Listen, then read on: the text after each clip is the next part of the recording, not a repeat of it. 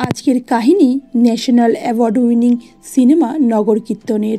ঈশ্বর যেন কিঞ্চিৎ ভুলবশতই পুরুষ শরীরে নারী সত্তার প্রতিস্থাপন করে ফেলেছেন পরিমলের ক্ষেত্রে। পরিমল ছোট থেকেই মেয়ে সাজতে ভালোবাসত, তার জন্য বাবার কাছে বকাও খেতে হয়েছে অনেকবার। প্রাইভেট টিচার সুভাষের সাথে তৈরি হয়েছিল পরিমলের বিশেষ সম্পর্ক। তবে একদিন সে জানতে পারে তার দিদি রিনার সাথে সুভাষের বিয়ে ঠিক হয়েছে। কথাটা শুনে পরিমল দৌড়ে যায় সুভাষের কাছে। তবে সুভাষের কাছে সেদিন বলবার মতো কোনো ভাষা ছিল না। পরিমল কাঁদতে কাঁদতে বেরিয়ে যায় সুভাষের বাড়ি থেকে। তারপর ওর সাথে যা যা হয় তা সাধারণ সভ্য সমাজের কল্পনারও অতীত। কাহিনীর আরও গভীরে যাওয়ার আগে বলে রাখি, আজকের কাহিনী নগর কীর্তনের। আমি তোমাদের সাথে প্রিয়াঙ্কা। যারা চ্যানেলে নতুন আছো অবশ্যই করে সাবস্ক্রাইব করে বেল বাটন প্রেস করে দাও, আর যারা এ ধরনের ভিডিও দেখতে পছন্দ করে তাদের সাথে শেয়ার করো। সেদিন ছিল সুভাষ আর রিনার বিয়ে। নিজের হাতে দিদিকে সাজিয়ে দেয় পরিমল। একদিকে যখন শুভদৃষ্টি হচ্ছে, পরিমল আরেকটা ঘরে নিজেকে আটকে রাখে এবং বারংবার প্রশ্ন করে কী কারণে তাকে সুভাষ ছেড়ে দিল। কারণ সে জানে তার মতো করে সুভাষকে ভালোবাসতে হয়তো আর কেউ পারবে না। তবে বারংবার সে নিজের শরীরের খামতিগুলোকেই দায়ী করে। তারপরেই বেরিয়ে যায় বাড়ি থেকে। তারপর পরিমল কোনোভাবেই পৌঁছে যায় কলকাতার আরতি মাসির ডেরায়। আরতি মাসি তাকে শিখিয়ে পড়িয়ে নিজের দলে গ্রহণ করে এবং পরিমল হয়ে যায় পরী। পরিমল এখানে সবার থেকে ছোট থাকায় আরতি মাসি তাকে পুটি বলেই ডাকে। পরিমল সবার থেকে ছোট বলে আরতি মাসি তাকে চোখে চোখেই রাখত। পরিমল কার সাথে মিশবে, এমনকি কী ধরনের অন্তর্বাস পড়বে সেটাও আরতি মাসিই ঠিক করে দিত। নবদ্বীপের ছেলে মধু কলকাতায় এক চাইনিজ রেস্টুরেন্টে ডেলিভারি বয়ের কাজ করে মধু, এবং সন্ধে হলেই সে যোগ দেয় এক কীর্তনের দলে। খুব সুন্দর বাঁশি বাজায় মধু। সেদিন মধুর গুরুজির শরীরটা খারাপ হতে মধু তাকে এগিয়ে দিতে বাড়ি যায়।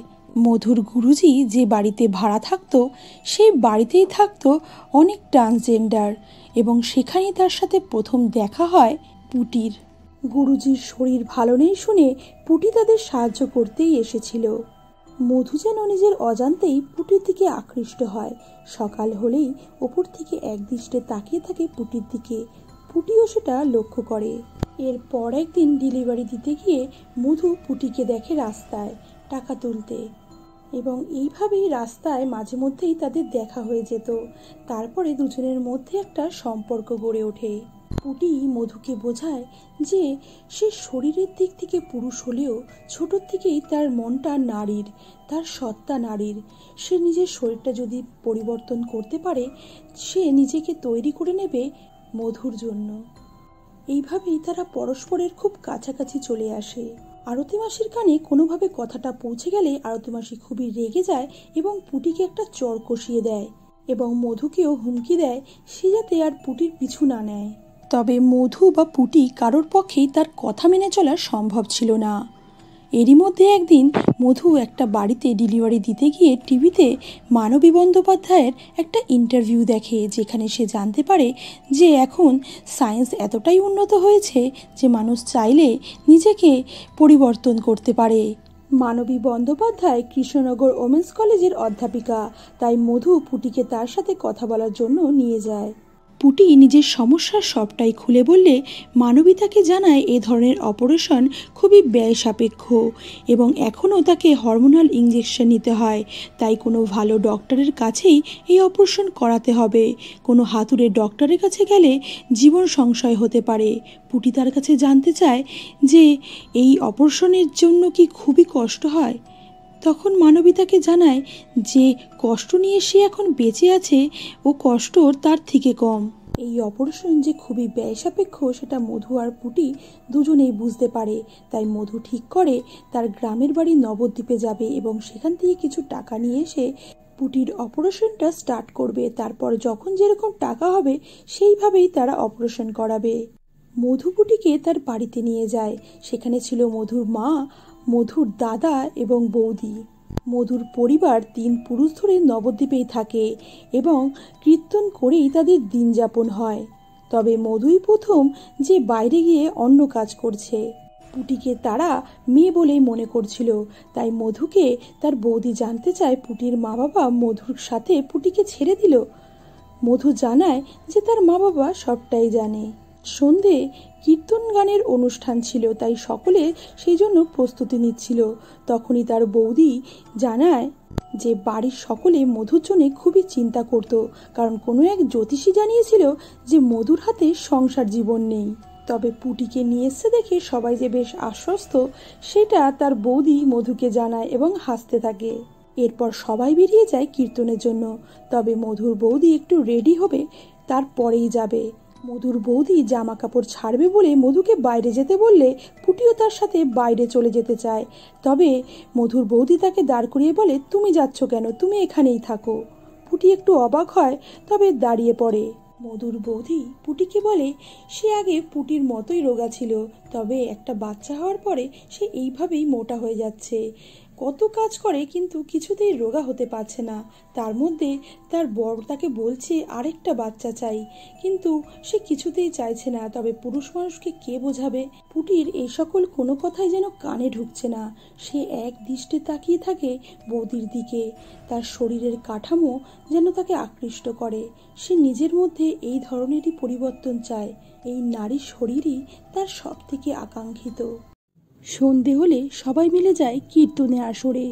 তবে সেখানে এক মনে কীর্তন শুনতে শুনতে পুটির মনে পড়ে যায় অতীতের কিছু দুঃখজনক স্মৃতির কথা, যেগুলো চিন্তা করতে করতে পুটি কেঁদে ফেলে। তখনই বৌদি তাকে সামলানোর চেষ্টা করে এবং মাথায় হাত বোলাতে বোলাতে পুটির উইকটা খুলে যায়।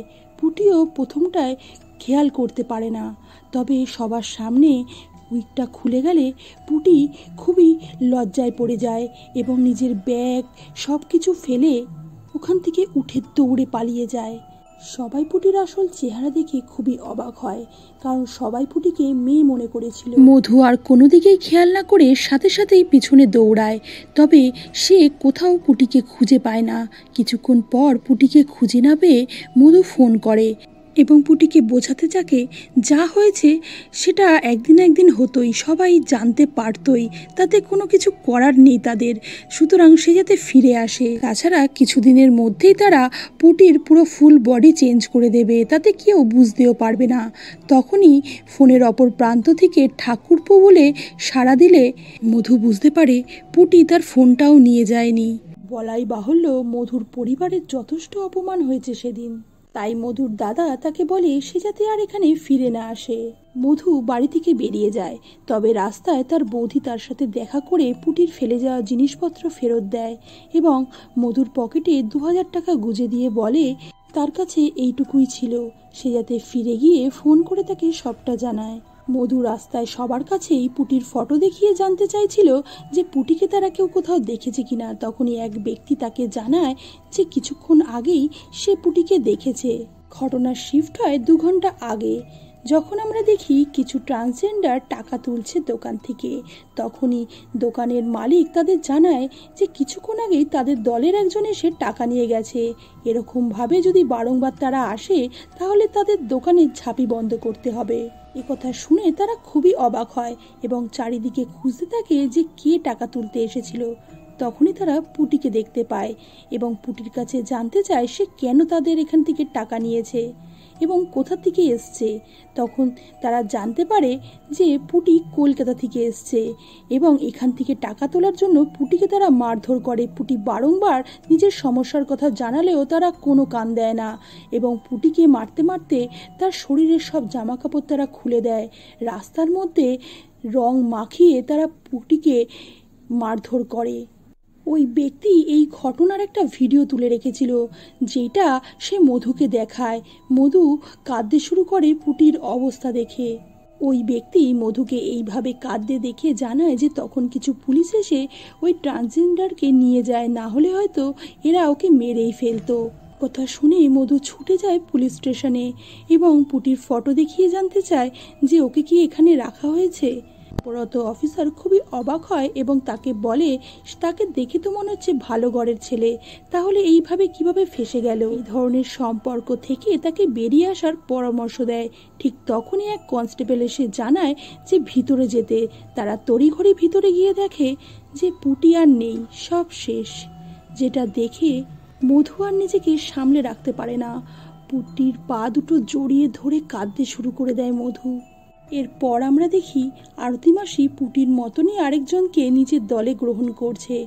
ঠিক তখনই সেখানে চলে আসে মধু আজ পুটির সত্তায় রূপান্তরিত হয়েছে, যেটা দেখে অবাক হয়ে যায় আরতি মাসি। আর এখানেই শেষ হয় আজকের কাহিনী। ভিডিওটি ভালো লাগলে অবশ্যই করে লাইক করে দিও।